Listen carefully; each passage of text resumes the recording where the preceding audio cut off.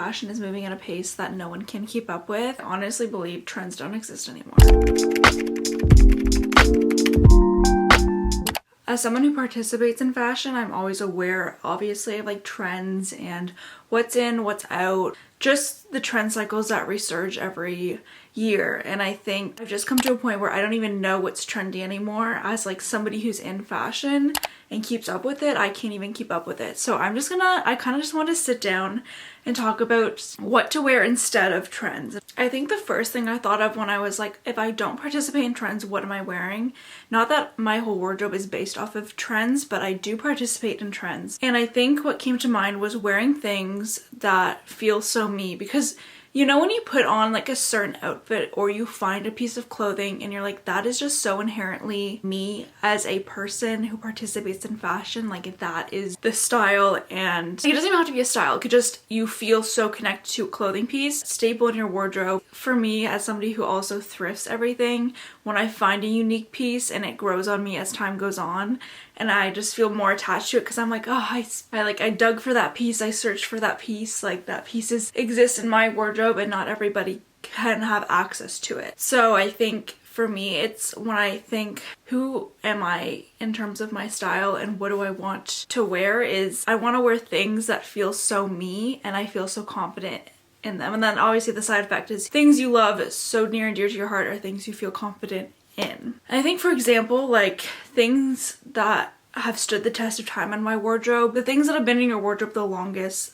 that you still wear constantly, I feel like to kind of take inspiration from those, because you know those have stuck with you through multiple phases of your style, that those are inherently your style. And I think nowadays we really need to be building relationships with our clothes, because in like 10 years the thrift stores are going to be filled with Shein pieces and nothing is going to be unique or vintage, or really curating a closet that feels so you. Obviously you're not going to keep every single piece you've ever owned, but to find those few pieces that you build that close relationship with is so important in terms of fashion. So I think it's just taking inspiration from pieces you have had for a while and kind of seeing the pieces you've had forever and how to style them with newer pieces in your wardrobe, I think will really open your mind on how you participate in fashion, and not so much looking at trends. And also, we don't need to be buying things so much. Yeah, number one is we need to be wearing things that feel so inherently ourselves. I think the second one, kind of going off of what I was saying, is sentimental pieces in your wardrobe. For example, I'll insert a picture, but I have this red purse that was my grandma's that she got in Paris in like the 70s. It's Lancaster and it's this bright red purse.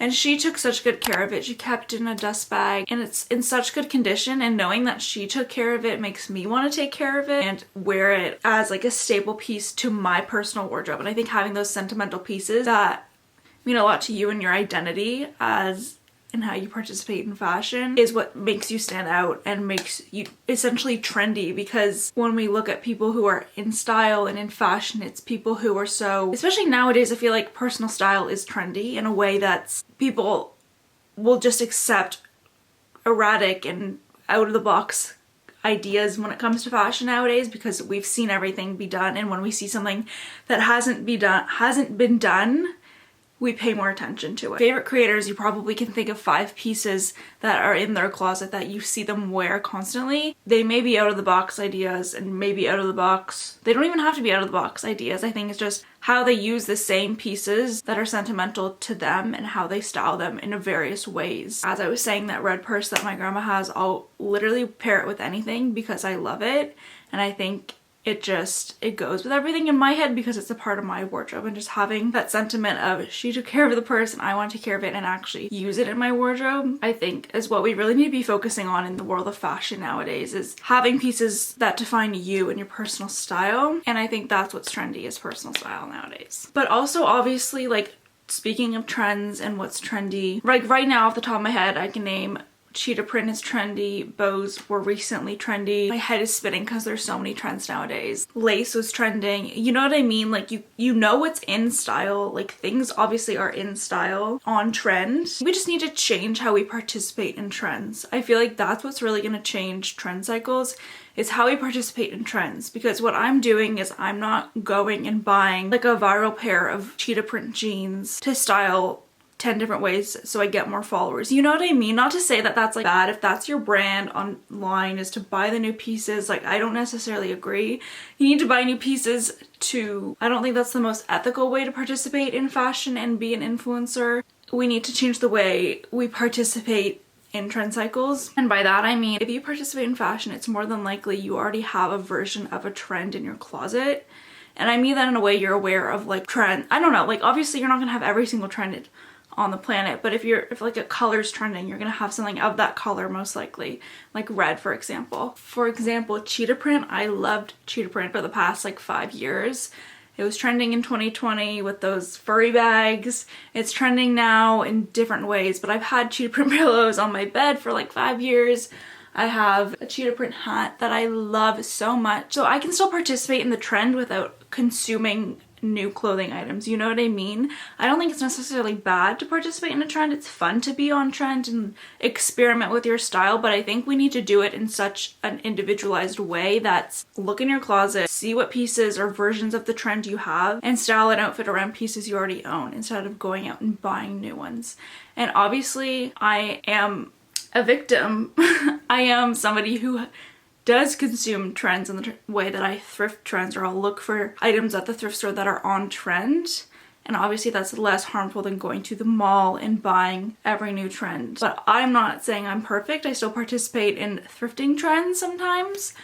But I think I need to just look at my closet, see what trends I have, and maybe pull them out, do some styling videos in them because they're on trend, and that's what the fashion community is talking about. And I don't think that's necessarily a bad thing. It's fun to see the ways people style a trend, but it's more exciting and more interesting if you can pull from your own closet and style the trend from pieces you already own. It's just to not consume a trend as soon as it becomes trendy, and to look in your shop your closet first. I think shopping your closets first before shopping at all is the number one way we should be participating in fashion. If this is the first video of mine you're watching, you may not know how much I love thrifting.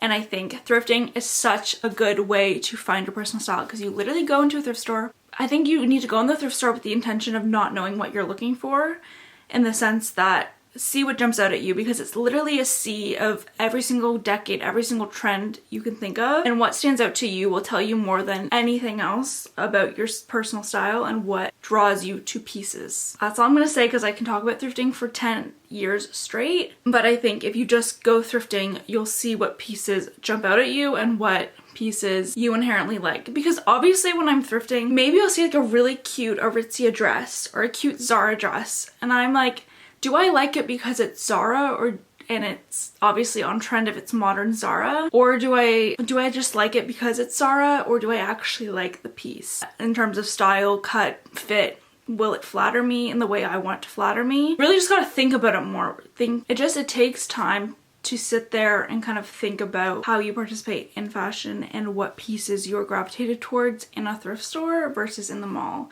Because in the mall, that kind of is like mindless consumption in a way, because you're just buying what the fast fashion brands deem trendy. So I think thrifting is just the ultimate way to find your style. Another one is following people who style you actually align with and who curate outfits you would actually wear. I think it's so fun and interesting to follow influencers who are maybe so eccentric in their style and so different that you're like, wow, that's so cool, but I would never wear it. I obviously follow people that I like their style, but I know I would never wear it. I just follow them because I like to see what other people are wearing.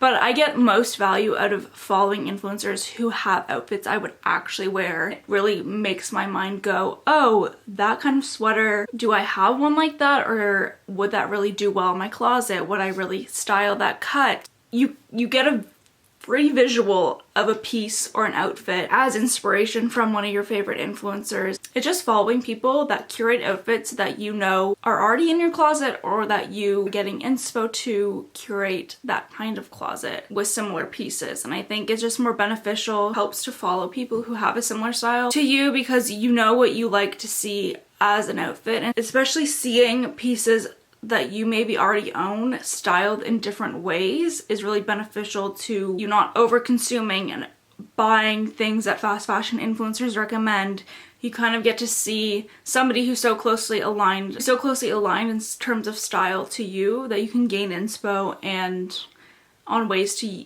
curate your own closet into outfits and style pieces you already own, is what I'm trying to say. To not follow like fast fashion influencers, but to follow, like, for example, I followed Lainey Ozark for a while. I know I talk about her a lot, but I think she's somebody who's very mindful in her consumption too, and that plays a part in who I follow, is if they're mindful in their consumption. But she styles outfits that maybe get my mind going on ways I can style the pieces similar to hers that I already own. And that really helps me kind of think about fashion and come up with new ideas and to take inspiration without having to follow influencers who just do fast fashion hauls, if you know what I mean. It's people who care to curate outfits with their capsule closet rather than new pieces they buy. I think that's what I was trying to say. It always comes down to like who you're following and what their platform is based on. If it's based on buying every new Zara piece that comes out, that's not going to be very beneficial to the environment or you, because buying every new Zara piece is not going to give you any insight into what you actually like, is what I'm trying to say. And obviously not everyone has the means or cares to curate their own wardrobe. People just like to be somewhat in trend, and that's totally okay. I'm not saying don't buy Zara, but I'm saying if you want to participate in fashion and you care about curating a personal style, also the people probably watching this video care about fashion enough to hear what I have to say about fashion. My brain is just, it goes 10 miles a minute and I need to like gather my thoughts. What I'm trying to say is if you only care to just be somewhat on trend, you don't care to participate so much in fashion that you're curating your own personal style, like it's not a conscious thought in your mind every single day, it's okay to just buy fast fashion pieces because that's all you know also. But if you're somebody who really wants to experiment with your style and find your personal style, buying fast fashion is not going to help you. Also, another one I feel like is super important in terms of seeing what you like aesthetically and visually is going back to cultural references in terms of past, like obviously this applies if you're into fashion and really care to deep dive into your personal archive of knowledge. It's really beneficial to just look at visuals from decades you love, look at visuals from designers' collections you love.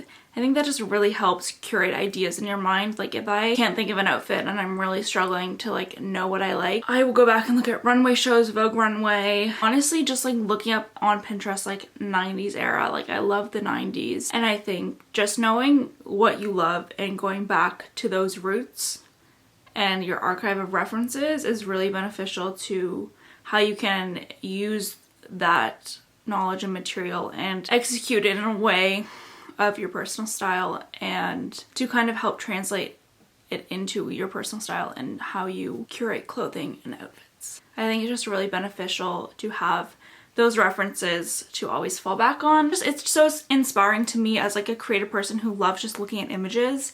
I love imagery, I love photography. So just looking at like my favorite fashion photographers' work, and as I said, like past designer collections really helps me kind of see, okay, I love that silhouette, I love that color, I love that combination of fabrics. Like that can be that specific, and it really helps you see what you have in your closet and like visually connect to what you think would go together. And I know I already touched on fast fashion, but I honestly think if you participate so much in fast fashion, you're never going to be able to find your personal style, because fast fashion is what is driving the trend cycle to death. Participating in it is not going to do any good, and it's not going to help you feel good in yourself and how you participate in fashion, because if you're buying, you're never seeing what you own and styling it in ways that are unique to you. You're just going off of what companies and influencers are telling you. And yeah, that's literally all I have to say about that. Is buying fast fashion is not going to help you find your personal style.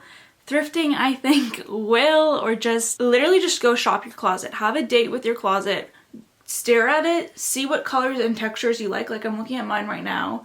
I see a plaid mini skirt and I see a denim vest, and I'm like, those could maybe be cute together. So it's kind of just seeing what visually you connect with and in your closet, and just experiment. Put everything together. You honestly never know what you can come up with, and you're not going to get that same satisfaction if you are constantly shopping for new clothes. That is all I had to say. I think trends are just moving at such a rate, and I think we just really need to literally just take a step back and see how we want to participate in trends and fashion. These are just some ways that I am going to be thinking about and to take in consideration when I'm thinking and how I participate in trends. Thank you guys so much for watching. If you enjoyed this video, comment down below what trend you've always loved. Let's go with that. Subscribe if you want to see more fashion videos. I do a lot of thrifting content and fashion content, and I love doing these sit down videos as well, so I'm going to be doing more of these. But thank you so much for watching. Don't forget to subscribe, and I will see you in my next video.